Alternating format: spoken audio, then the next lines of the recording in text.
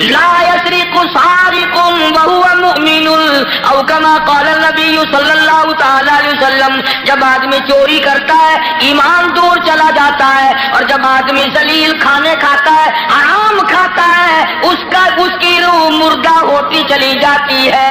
روح کی ضرورت ہے اللہ کا ذکر، روح کی ضرورت ہے نماز، روح کی ضرورت ہے نیت کا صاف اور صحیح کرنا. چنانچہ جس زمانے میں لوگوں کی نیتوں میں خیر ہے پھر سارے معاملات میں خیر ہی خیر ہے. جس زمانے کے لوگوں، عوام اور حکام، چھوٹے اور بڑے، امیر اور غریب، مرد اور عورتوں کی نیتوں میں فطور ہے، سارے معاملات میں پھر فطور ہے. اس لیے قرآن کریم نے للکار کیا آواز دی، فرمایا ظہر الفساد فی البر والبحر، ظہر الفساد فی البر والبحر. فساد مچ گیا زمین میں، زمان میں، خشکی میں، تری میں، محلے میں، بازار میں فساد ہے، فتنہ ہے. فرمایا بما کسبت ایدی الناس. اللہ پاک نے اعلان کر دیا، پہلے بتا دیا یہ جتنے بھی جھگڑے، یہ جتنے بھی فساد ہے، یہ جتنی بیماریاں ہیں، یہ جتنی پریشانیاں ہیں، فرمایا تمہارے ہاتھوں کی کرتوت ہے. بما کسبت ایدی الناس. اللہ پاک کہتا لوگوں میں تم پہ ظلم کرنے کو تیار نہیں، اور لوگوں میں رحیم ہوں، ظالم نہیں، میں کریم ہوں، متشدد نہیں. میری ذات تیرے سارے عیب دیکھتے دیکھتے قبروں تک، مجھے اپنی کبریائی کی قسم میں نے تیرے سارے عیب چھپائے. اللہ پاک فرماتے ہیں او ذرا غور کرو، ذرا سوچو، تیری حرکتیں میں نے کبھی بیوی کو نہ بتائی، بیوی کی حرکتیں کبھی خامن کو نہ بتائی، بیٹے بیٹی کی حرکتیں ماں باپ کو نہ بتائی، ماں باپ کا کمینہ پر میں نے اولاد سے چھپا لیا. فرمایا تمہاری نیتوں پہ سارا مدار ہے، تمام نیتوں پہ معاملات کا بننا ہے. فرمایا ظہر الفساد فی البر والبحر. زمین میں، زمان میں، تری میں، خشکی میں، اپنوں میں، پرایوں میں، دور میں، نزدیک میں فساد مچ گیا. اللہ پاک نے اعلان کر دیا آؤ میں تمہیں بتاؤں کیوں مچا، کیوں شر پڑ گیا، کیوں جھگڑا پڑ گیا، کیوں ساری دنیا ایک دوسرے سے بدگمان ہو گئی. فرمایا بما کسبت ایدی الناس. اور لوگوں میں ظالم نہیں، تیری کرتوت ہے، تیری بدعمالی ہے، تیری نیت کی خرابی. الہی آخرت میں سزا دینا تھا، یہاں کیسی سزا آ گئی. فرمایا لیذیقہم، ہائے ہائے. فرمایا میرے بندے اب بھی میں جھٹکے تھوڑے تھوڑے اس لیے دیتا ہوں شاید تو شرما جائے، شاید تو میرے دروازے پہ جھک جائے، شاید تجھے غیرت آ جائے، دن کو یاد آ جائے، شام کو یاد آ جائے. اور فرمایا میرے بندے تجھے اپنے رب کا جب بھی خوف آئے، جب بھی ڈر آئے، جب بھی میرے قہر سے تو ڈرے، رات میں، دن میں، صبح میں، شام میں، جس وقت تیرا دل کرے توبہ کرنا تیرا کام ہے، تجھے دریائے کرم کے گوتے میں پار کر دینا میرا کام ہے. عرض یہ کرنا چاہتا ہوں کہ ہم لوگ اپنے آپ کو جنت کے وارث بنائے پھرتے ہیں، جنت کے ٹھیکیدار بنے پھرتے ہیں. نماز کی پابندی ہم نہیں کرتے، قرآن کریم کی تلاوت کو ذوق شوق سے ہمارے یہاں نہیں رواج. میں تو دیکھتا نہیں کہ کوئی عورت دن میں منہ بناتی ہو کہ آج ہمارے گھر میں کسی نے تلاوت نہیں کی، ہمارے گھر میں آج لعنت برسی ہوگی رحمت کے بجائے. پورے سال میں اگر گھر میں قرآن کی تلاوت نہ ہو، عورت کو افسوس نہیں، مرد کو افسوس نہیں، بڈھی مائی نہیں افسوس کرتی، کوئی چھوکری افسوس نہیں کرتی کہ ہمارے پورے گھر میں قرآن پڑھنے والا ایک بھی نہیں. اور یہ آج نہیں پڑھا گیا، کیوں نہیں پڑھا گیا؟ نماز کی طرف سے کوئی افسوس نہیں کرتا. ظلم و زیادتی کر کے گھروں میں کتنا ہی لا کے دے دو، کوئی یوں کہنے کو تیار نہیں کہ تمہیں یہ ملا کیسے ہے، تم نے یہ حاصل کیسے کیا ہے. عرض کرنے کا مقصد میرا یہ تھا، بے شک نماز روک دیتی ہے بے حیائی اور بری باتوں سے، مگر وہ بھی نماز ہو نا. نہ ہم نماز دل سے پڑھتے ہیں، نہ زکات صحیح معنوں میں ادا کرتے ہیں، اور ان سب کی روح اور جڑ جو ہے وہ ہے انصاف مہیا کرنا. قتل کے بدلے قتل ہو، چور کا ہاتھ کٹے، شرابی کو کوڑے لگیں. ہم تو اخبار میں سن لیتے ہیں کہ فلاں جگہ شراب کی بھٹی پکڑی گئی، فلاں جگہ شراب پیتے ہوئے پکڑ لیے. मगर ये कानून आज तक सुना ही नहीं कि इसकी वजह से कोड़े लगे, जिना की सजा मिली, शराब की सजा मिली, चोर को फला सजा मिली, वो हम नहीं सुन पाते। अंदर ही अंदर अफसर लोग जो घपला मचाते हैं वो तमाम के तमाम मामला को उड़ा के रख देते हैं, और यही वो चीज है जिसका कुरान करीम मुखालिफ बनता है। कुरान करीम ने ललकार की आवाज दी, फरमाया बड़े बड़े लोग जब हेरा फेरी किया करते थे, वमन लम यहकुम बिमा अंज़लल्लाह फउलाइका हुमुल काफिरून। ये वो लोग हैं जिन्होंने अल्लाह के नाजिल करदा काम के खिलाफ फैसले किए, तमाम खिलाफ उसकी अदालतें कायम की, परवाह न की, सोचा तक नहीं। कहीं फरमाया वमन लम यहकुम बिमा अंज़लल्लाह फउलाइका हुमुल फासिकून।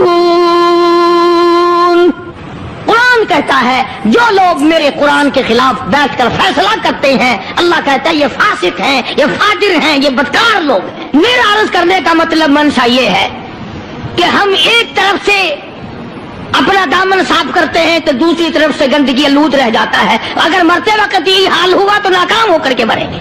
सहाबा किराम ने इन तमाम गुत्थियों को पहले सुलझाया और अपनी जिंदगी को ऐसे बनाया कि मरते वक्त सहाबा किराम की तरफ कोई उंगली नहीं उठा सकता था। हुकूकुल इबाद के बारे में भी, हुकूकुल्लाह के बारे में भी कोई चीज उनको पीछे न रख सकी। मैं ये नहीं कहता कि वो मासूम अनिल गुनाह थे, गुनाहों से पाक थे।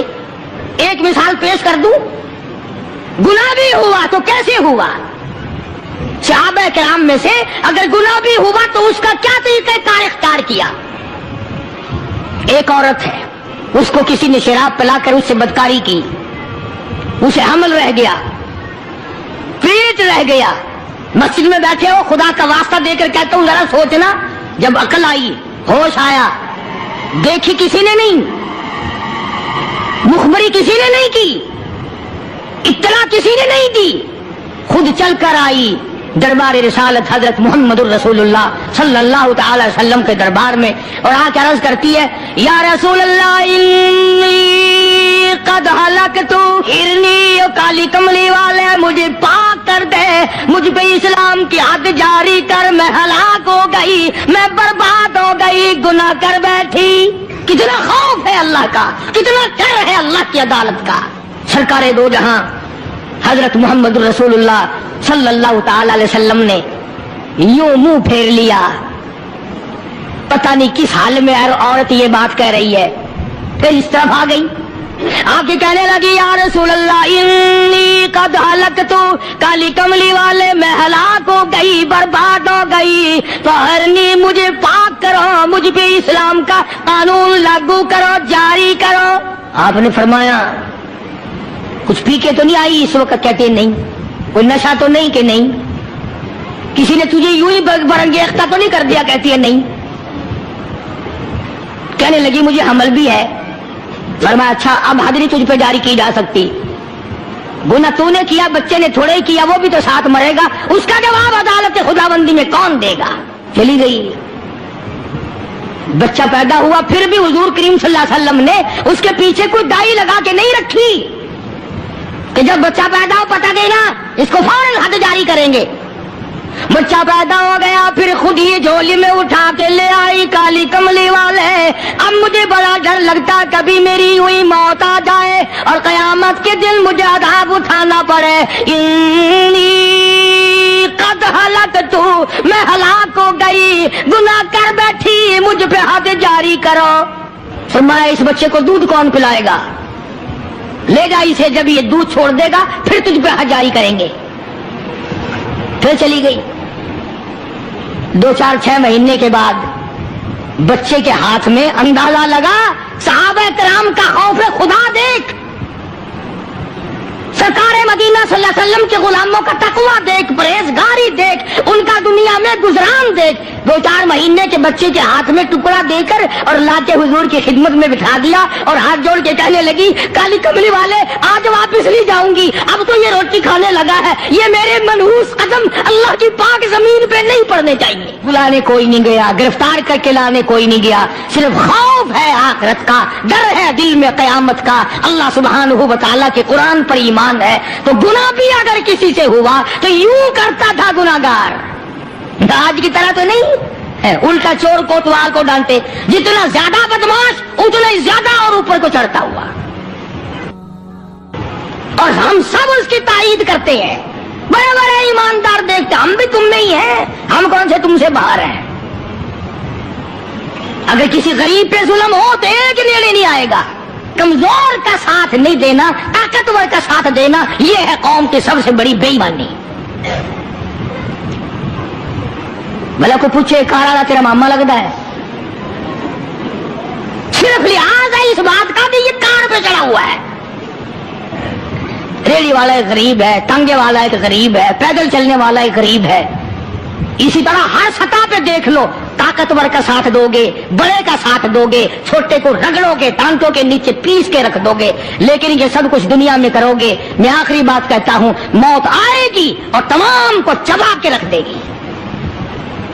موت آئے گی تمام کو چبا کے رکھ دے گی، نہ اس نے بڑوں کو چھوڑنا ہے، نہ اس نے غریبوں کو، نہ امیروں کو، تمام کو کھا کھا کر اس نے خاک کر دیا۔ اس لیے ہم اپنی زندگی میں غور کریں اور اپنے آپ کو سنبھالا دیں۔ مرنے سے پہلے پہلے جو کچھ کر لو گے وہ تمہارا ہے، مرنے کے بعد کتنے پچھتاؤ، کتنی پشیمانی کا اظہار کرو، کچھ نہیں بن سکتا۔ اللہ پاک مجھے شیطان کو فرمانے لگی یہ تو ایک اسماعیل ہے، ہزاروں اسماعیل ہو، سب کو اللہ کے نام پہ قربان کر دو۔ فرمانے لگی بس کر لائل اپنی ہی قالو قیل بھی، اور میں بھی تیار ہوں میرا اسماعیل بھی، ہزاروں اسماعیل ہو اللہ کے نام پہ قربان کر دوں۔ کنکریاں ماری ہیں حضرت ہاجرہ نے شیطان کو، چنانچہ آج بھی وہاں کنکریاں مارنی پڑتی ہیں۔ پھر حضرت اسماعیل علیہ السلام کے قریب آیا اور کہنے لگا بچہ کہاں چلے ہو؟ انہوں نے کہا ابا کے ساتھ دعوت میں۔ انہوں نے کہا دعوت نا دعوت، ذبح کرے گا تجھے؟ اس نے کہا بدبخت، کبھی آج تک کسی باپ نے بچے کو ذبح کیا؟ انہوں نے کہا مجبور ہے، اللہ کا حکم ہے، اللہ پاک کا حکم ہے، مجبور ہے۔ حضرت اسماعیل علیہ السلام نے فرمایا اچھا اگر اس کا حکم ہے تو کہاں حکم اس کا اور میرا گلا میں جو تیار ہوں، اس کے نام پہ قربان ہونے کو میں تیار ہوں۔ اسماعیل علیہ السلام نے بھی کنکریاں اٹھا کے ماری، وہاں بھی مارنی پڑتی ہیں۔ پھر حضرت ابراہیم علیہ السلام کے قریب آ گیا اور کہنے لگا دیکھو جی بڑھیپے کی اولاد ہے، کتنا خوبصورت بچہ ہے، نور نظر ہے، لخت جگر ہے، پیارا بیٹا ہے، اور قربانی کر دو اور صدقہ کر دو اور اونٹ ذبح کر دو۔ بھلا بچے کو ذبح کرنا کوئی عقل مندی ہے؟ وہ تو نبی تھے، فوراً شیطان کو کنکریاں ماری۔